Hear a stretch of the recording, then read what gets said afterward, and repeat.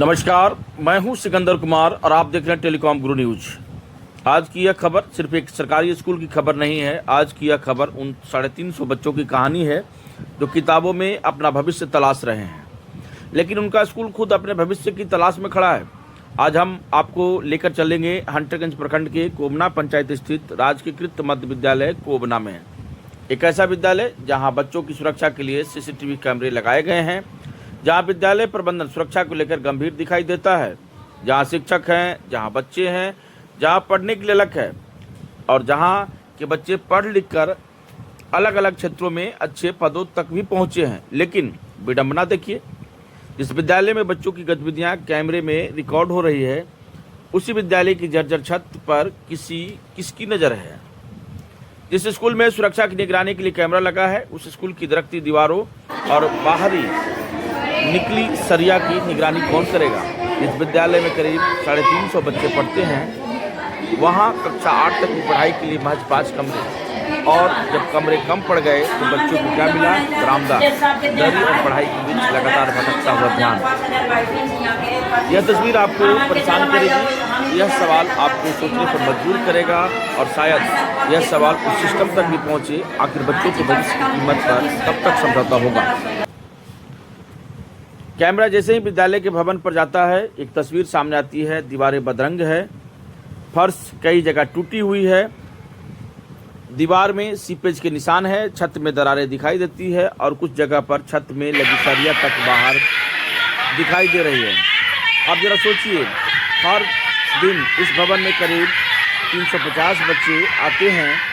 इन बच्चों के हाथ में किताबें हैं, इनकी आंखों में सपने हैं, लेकिन जिस छत के नीचे ये सपने आकार लेते हैं, उसी छत की हालत सवाल खड़े कर रही है। क्या यह सिर्फ रंग रोगन का मामला है? नहीं, यह सवाल है बच्चों की सुरक्षा का, यह सवाल है बुनियादी शिक्षा व्यवस्था का, और यह सवाल है उस जिम्मेदारी का जिसे पूरा करने की उम्मीद सरकार और विभाग से की जाती है। अब तस्वीर का दूसरा पहलू देखिए। विद्यालय में CCTV कैमरे लगाए गए हैं, विद्यालय की गतिविधियां रिकॉर्ड होती है, कक्षाओं की परिसर में क्या हो रहा है उस पर नजर रखी जा सकती है। यह निश्चित रूप से एक अच्छी पहल है। बच्चों की सुरक्षा के लिए तकनीक का इस्तेमाल होना चाहिए, लेकिन सवाल यह है, जब कैमरा सब कुछ रिकॉर्ड कर सकता है तो क्या कैमरे में दिखाई दे रही जर्जर इमारत भी जिम्मेदार अधिकारियों तक पहुँचेगी? यह कैमरा यह नहीं दिख रहा कि बच्चे पर्याप्त कमरों के अभाव में बरामदे में बैठकर पढ़ रहे हैं। यह कैमरा यह नहीं दिखा रहा कि छत में दरार है। क्या कैमरा यह नहीं दिखा रहा कि कहीं कहीं सरिया बाहर निकली हुई है? और क्या कैमरा यह नहीं बता रहा कि यहाँ समस्या बच्चों की मेहनत से नहीं बल्कि स्वास्थ्य की बल्कि व्यवस्था की कमी में है? यह तस्वीर शायद यह पुरानी कहानी की तस्वीर बड़ी तस्वीर है। एक तरफ कक्षा, दूसरी तरफ बरामदा और बरमादे में दरी और बैठे बच्चे। विद्यालय में कक्षा 8 तक पढ़ाई होती है, लेकिन उपलब्ध कमरों की संख्या सिर्फ 5 बताई जा रही है, यानी कक्षाएं ज़्यादा, कमरे कम। नतीजा, कुछ बच्चों को बरामदे में बैठकर पढ़ना पड़ता है। अब आप खुद सोचिए, एक बच्चा किताब खोलकर बैठा है, शिक्षक पढ़ा रहे हैं, लेकिन सामने से कोई व्यक्ति विद्यालय के गेट से गुजरता है, बच्चे की नज़र उधर चली जाती है, कोई अंदर आता है, बच्चे का ध्यान फिर उधर, और दूसरी तरफ पास में ही भोजन तैयार हो रहा है।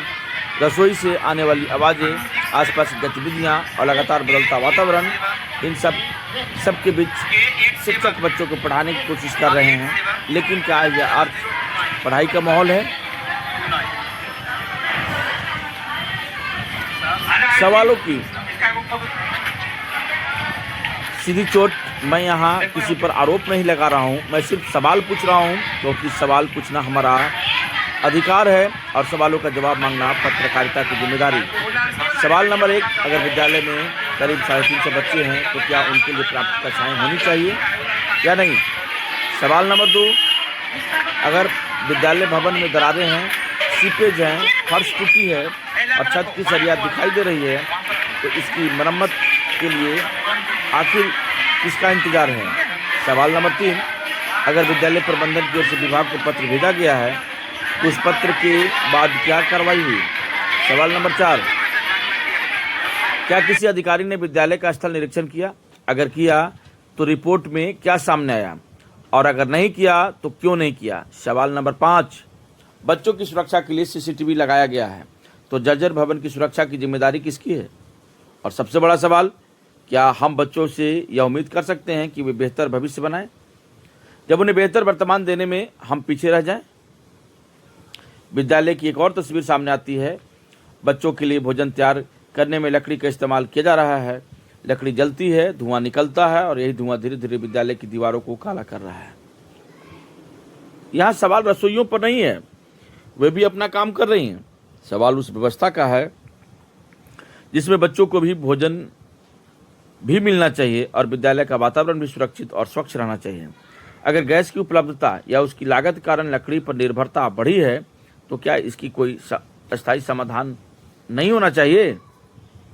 बच्चों का भोजन जरूरी है, लेकिन बच्चों का सुरक्षित और स्वच्छ वातावरण भी उतना ही जरूरी है। अब विद्यालय की एक और बुनियादी जरूरत पर नजर डालिए, शौचालय। बच्चों की संख्या को देखते हुए स्वच्छ और सुरक्षित शौचालय किसी भी विद्यालय की अनिवार्य जरूरत है, लेकिन यहाँ पुराने और जर्जर शौचालय की समस्या भी सामने आती है। सवाल फिर वही, जब बच्चों की संख्या लगातार बढ़ रही है तो बुनियादी सुविधाएं उसी अनुपात में क्यों नहीं बढ़ रही है? लेकिन इस खबर को हम सिर्फ समस्याओं की कहानी बनाकर खत्म नहीं करेंगे, क्योंकि कोबना विद्यालय की कहानी में उम्मीद भी है। यहाँ बच्चे पढ़ रहे हैं, शिक्षक अपनी जिम्मेदारी निभा रहे हैं, विद्यालय प्रबंधन की ओर से सुरक्षा को लेकर सीसीटीवी जैसी व्यवस्था की गई है। सबसे महत्वपूर्ण, इस विद्यालय के बच्चे अकादमिक स्तर पर बेहतर प्रदर्शन कर चुके हैं। यहाँ से पढ़े बच्चे आज अलग अलग जगहों पर अच्छे पदों पर कार्यरत हैं। इसका मतलब साफ है, प्रतिभा की कमी नहीं है, मेहनत की कमी नहीं है, शिक्षकों की क्षमता पर सवाल नहीं है, सवाल है तो बुनियादी संसाधनों का। और यही वजह है कि इस विद्यालय की तस्वीरें सिर्फ समस्या के रूप में नहीं, लेकिन अवसर के रूप में देखना चाहिए। अगर इस विद्यालय को पर्याप्त कमरे मिल जाए, भवन की मरम्मत हो जाए, कुर्सी फर्श ठीक हो जाए, सीटेज खत्म हो जाए, छत सुरक्षित हो जाए, शौचालय बेहतर हो जाए और विद्यालय को नियमित रख रखाव के लिए जरूरी संसाधन मिले, तो यही विद्यालय आने वाले समय में और बेहतर परिणाम दे सकता है।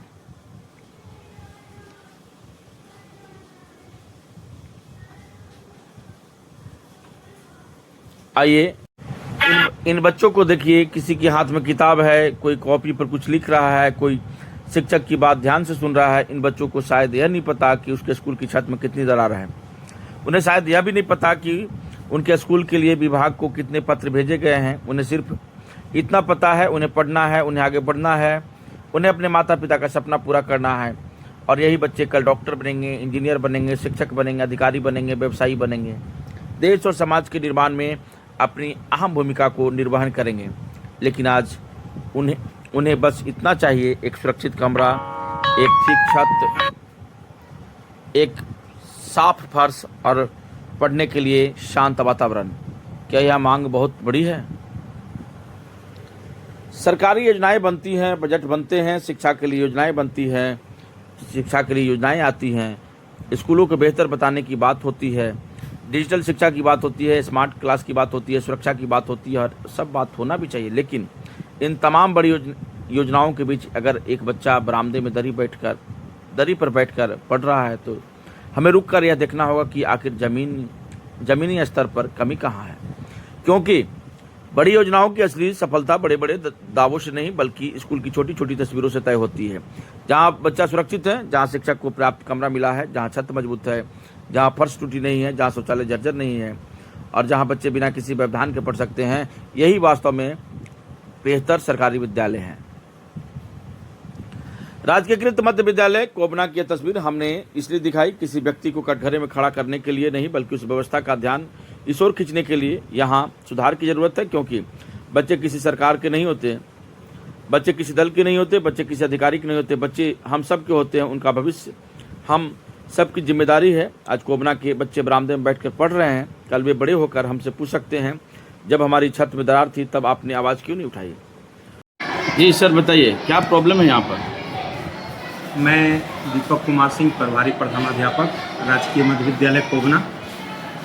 और यहाँ सबसे बड़ी समस्या बिल्डिंग का है सर जी। बिल्डिंग अतिरिक्त वर्ग कक्ष नहीं रहने के कारण हमें पहला, दूसरा, तीसरा, चौथा को बरामदे में बैठाना पड़ता है।